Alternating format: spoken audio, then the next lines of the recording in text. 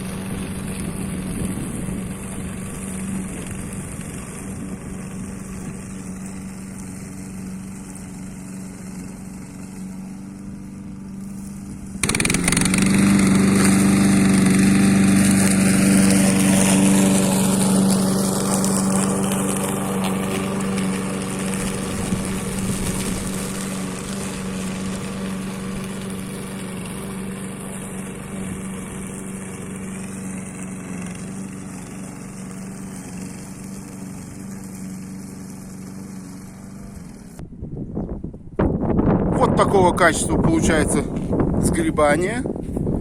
Конечно же, листочки не совсем, чтобы все собраны, но достаточно неплохо.